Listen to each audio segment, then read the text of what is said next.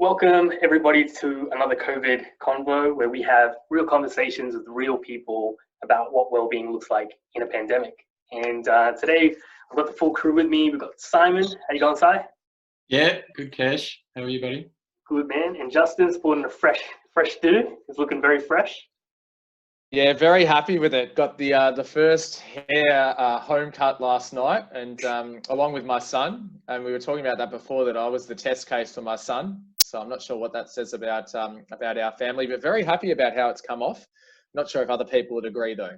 I think it's pretty gutsy of your son to face up for a haircut after watching Dad come out looking like that, Griggsy. The sacrifices COVID is making us make, right? We also have a cool guest with us today, Anna Glynn. And Anna's a friend of ours from the MAP cohort, but she obviously has a lot of other talents. So, Anna, do you want to tell our listeners, guests, people watching out there a little bit about yourself? Sure, absolutely. Well, firstly, thanks for having me, guys. It's great to be here. Very excited to have this conversation with you. So I am a positive psychology teacher. So I teach people about the principles of positive psychology, and I do that through coaching and writing and speaking with might be individuals, teams or workplaces, so they can adopt some of these principles and predominantly try and drive their own engagement, performance, and of course take control of their well-being. Can you tell me then, Anna, how has COVID-19 been affecting you? How's it affected your life? How's it affected your work? What's been going on? Well, like everyone, probably a couple of weeks ago, things came to a bit of a halt. I launched my own practice officially late February, early March. So I was a couple of weeks in, things were going quite well, and then COVID struck. And obviously that was a time where, I went through a bit of a shock and didn't quite know what to expect. And then really it was about, okay, what does the practice look like going forward? And I strongly believe that there is a place for me to still be helping people, and probably more so during this time, given this is probably the first time that we're experiencing a people-related crisis in, the corporate world, I suppose. We're not looking at things like financial markets or product issues or regulatory controls that have come down on us. This is really something that's affecting humans. And so what I needed to do was just think about, well, what is actually the need out there, and how can I pivot my offerings to help individuals and teams and companies that are trying to help their employees during this time. And I'm interested because it sounds like that would have been a bit of a kick in the guts. It's a real Aussieism, isn't it? But getting that news just after you'd started the business that a lot of things were shutting down, how did you, I guess, there must have been a little bit of anger or a little bit of frustration. How did you move past that into, like you were saying before, pivoting and trying to adjust to the new situation? Yeah, I mean, I am one of those people, I suppose, that is a eternal optimist. So I always look for the silver lining in sort of any challenge or difficulty that is thrown at me. And that's something that's been with me long before positive psychology. I guess when we started to go into, physically distancing ourselves, I was actually about to deliver my first face-to-face masterclass on ways to wellbeing for women, which I was running on the International Day of Happiness. And I think it was the Wednesday night prior to that session taking place, which was going to be on the Friday morning. And it was suddenly where we, got that advice from Scott Morrison that, face-to-face was no longer going to be acceptable. And I was having a discussion with a few people, and they said, well, the masterclass just can't go ahead. It can't happen. It has to be face-to-face. There'll be no engagement. People won't be interested. And I'm pretty happy that I stuck with my gut instinct and went, no, there's got to be a way around this. And I sort of put myself out there and thought, you know what, I need to try and run this virtually. So I quickly scrambled and got Zoom up and running, and sent everyone else out the link and got slides prepared and did all those sorts of things, and actually managed to run the event. And what was great about it was it actually wasn't any or no more long. It wasn't, I guess, restricted to people coming face to face anymore and having to be physically present. They could do it from the comfort of their lounge rooms. Plus, I had people from interstate and overseas join. So it actually ended up being, a great event. And from that moment on, I went, right, okay, we're all going to have to adapt to being more embracing of technology. When traditionally, we thought we had to be face to face, we know we don't have to be anymore. And since then, it's now about how do I run things virtually. I want to first off acknowledge what a task that was, and good on you, man. That was I know what a struggle it is to switch that quickly and make something work like that. So good job. I'm glad to hear that it was a mad success. I am going to challenge you on one thing. So, besides being positive psychologists and myself, we're actually standing here as small business owners, quote unquote. I'm in a similar situation as you. Started a consultancy about 6 months ago, and as soon as COVID kind of came across, all of the work that I had lined up, which was face-to-face and training and facilitation, got cancelled as well. And what I've really been seeing in that space is there are some things that work really well when you take them online. So information transfer is awesome. Like anything cerebral in the brain works really well online. But anything embodied, and I'm finding this with a lot of facilitation work, unless it's very small scale, really struggles in that transfer. And I think, in this move to go online, we're starting to, I think we really need to ask some questions about what is it that we're bringing online and whether or not it will work. And there are some things that work really well, and there are some things that, I think really suffer and could almost have the potential to do damage or be detrimental. So I'm wondering if you had similar experiences. Has there been anything that you haven't put online for that reason? Yeah, you're right, Kesh. Like I absolutely agree that I don't think everything can be done virtually, but I think that we just have to think about it in different ways, and the way we deliver it, and the way maybe the time that perhaps we might have done something face to face, absolutely needs to be reduced.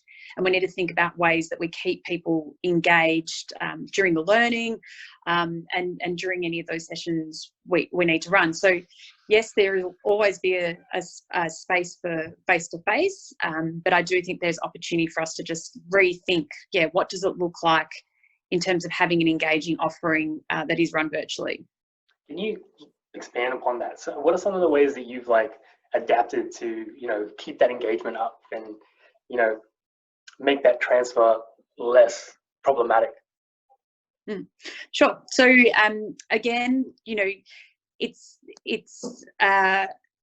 having the ability to engage with the audience. So taking advantage of the technology that is available. So many of the platforms we know have, sort of breakout rooms and chat functionality and ability to ask questions. So keeping or making sure as a facilitator that you're using that to the best of your ability, I think is definitely needed.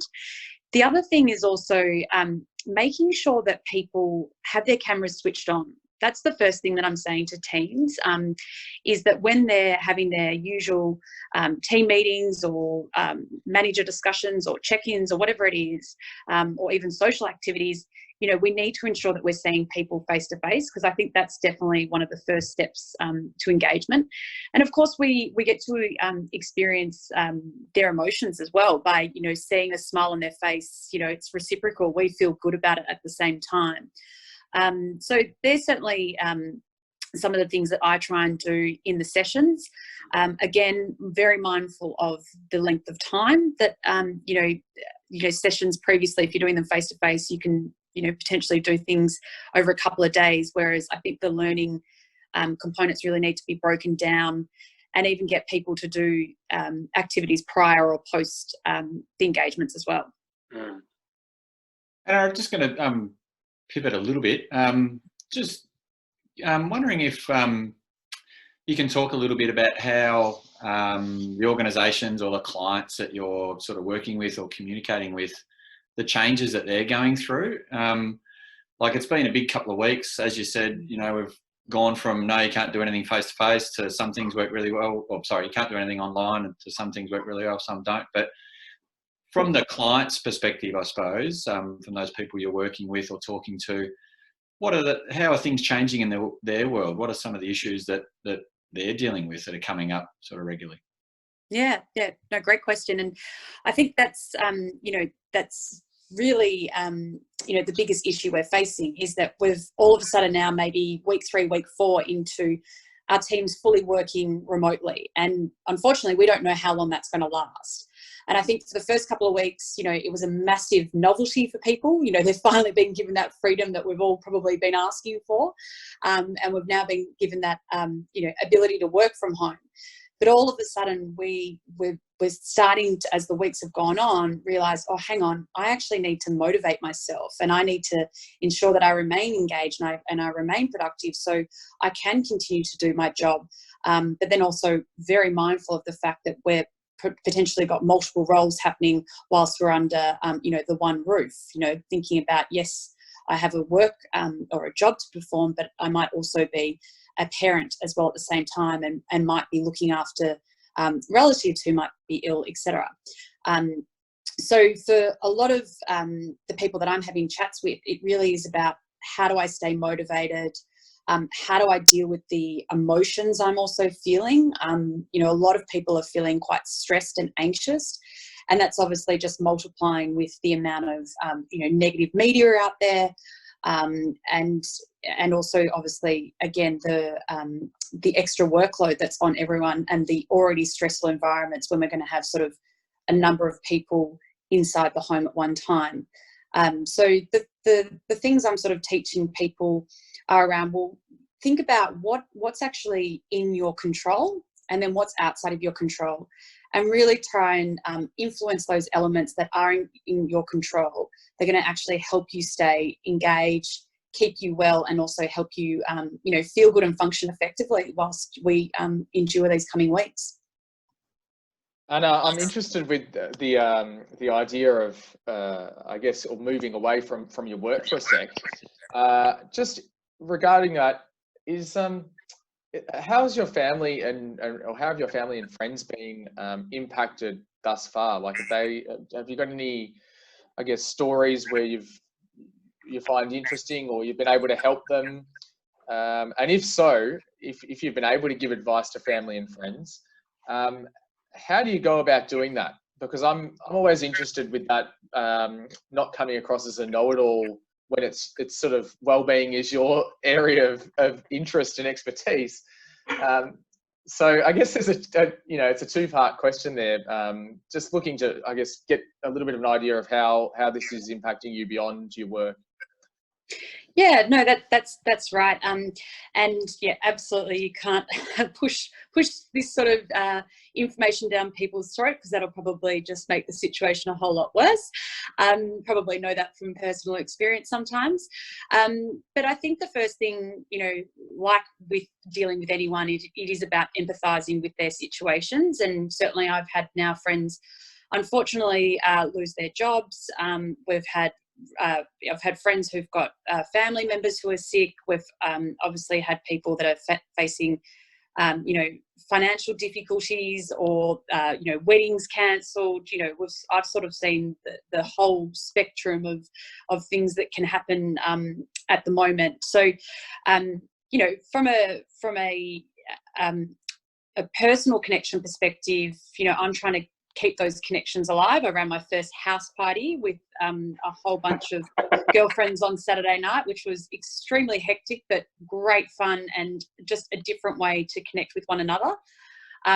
So we really enjoyed that, and trying to keep that up. But I guess the other area where I'm lucky is that through my writing, so with my blog and Instagram posts and Facebook, I guess that's the way of actually sharing the information with people that are in my personal circle, that they can go and take it and when they need it or leave it.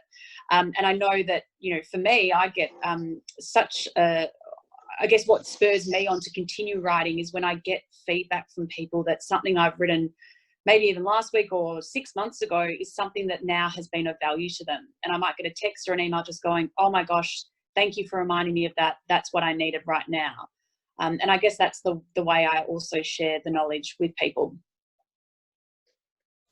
Just a completely different question now, and something that came into my mind is there anything that you feel you've learned about well-being or throughout the map that has just you see as completely useless in this situation? Like, when I say completely useless, I mean maybe it's better to say less effective. Well, I suppose it's one of those things around maybe people thinking that it is about, always being happy, and that, it's not about dealing with negative emotions and those sorts of things. So it might be a slightly different answer to your question, but, I was asked by a group of parents just recently, about, oh, can I show my emotions to my children?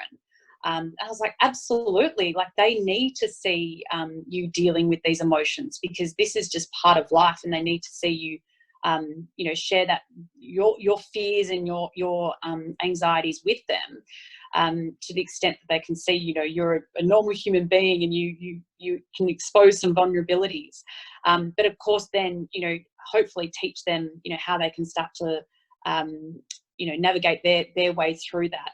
So I think that's probably, maybe not an answer exactly to your question, but I think that's where, it's not always about, being on the up. We can go up and down, but, having those tools to get back to the up is where we want to be. And I'm seeing some encouraging signs in the media and other things like great podcasts people are doing to try and promote things that people can do to look after themselves and others during these challenging times. That sort of seemed to take a week or two for that stuff to start filtering through. But in your circles, professionally, personally, what sort of changes have you seen during this time in terms of people either, sort of increasingly looking for particular types of advice or information, or are the numbers increasing or decreasing, or have you seen any sort of changes? It's only been a short period, but just wondering what you're finding. No, great question, Simon. And I would have to say I've been so impressed by the organisations and people that are being very proactive about, how are they going to get through this? I think there's still a long way to go, and I think, we're only at the start of what's going to be a challenging few months, but certainly there, so many people have actually reached out to me and have asked, how can we help our people? How can we ensure that they are, working at their best, not only in their job, but also for, their family life as well. And I think for the first time, it hasn't had to be sort of something that you have to outline the reasons why. People are now asking for how do we do this? I've absolutely seen an increase in interest for people into the wellbeing space, because I think, so much of what the information out there is at the moment is things like, yes, how do you embrace technology to get you through this time? But there isn't a lot around, how do you actually help your people? Things like, how do you have strong connections with people? How do you build a growth mindset? How do you connect back to purpose? There's not a lot of that out there in I guess, the corporate realm. I just want to add to that, for anybody in the corporate realm that's listening right now, because there is a whole bunch of things that are starting to get released out of the pos psych space, which are really interesting to me. So Paul Wong, father of positive psychology 2.0, he's got this new research study that he's just launched where he's investigating psychological coping around coronavirus. And if you participate, they're going to send you a free book on resilience and coping. Then Alex Lindley and the Strengths Profiler team have made the Strengths Profile free. So usually that's paid. So, using your strengths to cope with challenges is a really extremely effective strategy.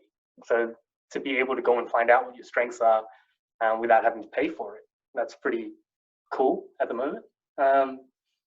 What else have you seen that could potentially be useful to organizations and people out there? Because there's a lot of things that are happening that are really, really cool. A lot of the podsci community is being very, very generous because they're trying to get around this. They know that organizations and people are struggling. Is there anything else that you guys have seen? Well, I think they're my top two, Kesh. So you've absolutely covered those. But yeah, I think there's so many articles and research papers that are coming out on how to support people, and there's the simple guides of how do you set yourself up well from home, working remotely now, but you can definitely go more in depth and start to look at, yes, the podsci field, but certainly the HR and the leadership areas as well. There's a lot coming out there. Yeah, and just really quickly, Michelle Mcquaid recently did a collective insights where they released new data where they were comparing their well-being results in organizations from like December to what's happening right now, and that was also a really, really interesting thing. That's free to access, I'm pretty sure. Yes. I was going to say also, guys. I saw Michael Stegers on LinkedIn shared a very good, I think, 20-page document on different forms of positive psychology interventions, made for very interesting reading. So that's one other one. If you don't follow him, he's very well known in the field. So I'll put this out. I'll find all of these links and we can chuck them in the description below if you're interested. But I know that we're running out of time, so I'm curious. Is there anything that we haven't talked about today that has been going through your mind that this has brought up? Anything that you're exploring? Anything really interesting that you want to share with the world while you have the chance? Yeah, well, I think, I know you've had Peggy on the show and she spoke about that sort of grieving process. And, unfortunately, I don't believe we've seen the worst. And I think that, the coming weeks and months are certainly going to be really tough times, as I've said, about, being under the one house and potentially performing a number of different roles and not having a lot of time to engage with others and take that break. So I think it's really important that we start to establish new routines that are going to keep us well during this time.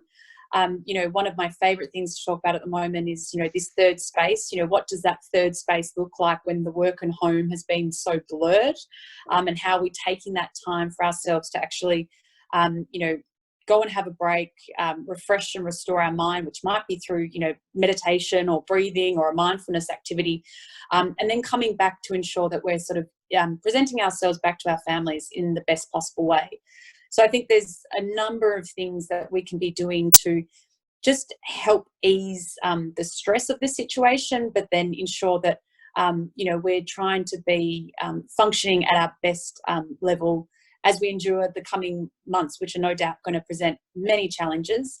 But the other flip side is I'm really actually looking forward to what the future looks like. I'm looking forward to the way that companies may come out of this, and what are some of those habits we're going to leave behind that were not doing us any good, and what are we going to look like in terms of embracing flexibility and embracing virtual work and potentially different roles for different people. There's one small clarification that I want to make, because we had Kit on a couple of shows back and she was talking about the third space as a space in between people. But I know that in the corporate world, the third space is the space in between work and home. And I just wanted to point out, same language, two different concepts. Yeah, good one. But also wanted to just, if there's something that you want to see in the positive, I guess, outcome out of all of this, is there something that you're putting your hopes on? I mean, personally, I would love to see more companies try and embrace wellbeing strategies in the future. So to give up on potentially some of those traditional ways of working that weren't doing any favours for anyone, and let's look at potentially shifting our focus to the positive paradigm and seeing how we can actually engage our workforce using, potentially different principles from the way things have been done in the past. Yeah, I really think organizations are going to need that human-centered lens moving forward, and I really hope they take that opportunity. I share that hope with you. That's also pretty much all we have time for today. So I just want to thank you, Anna, so much for coming online. We struggled a little bit with technology to begin with as well, so thanks for being patient and sticking with it as well. It's been a real pleasure. My pleasure. Thanks for having me. So that's enough for us today. As always, we request that you share, like, and subscribe if you feel so inclined. You're in control of your life, but we really, really wish you would. And other than that, you stay healthy, world.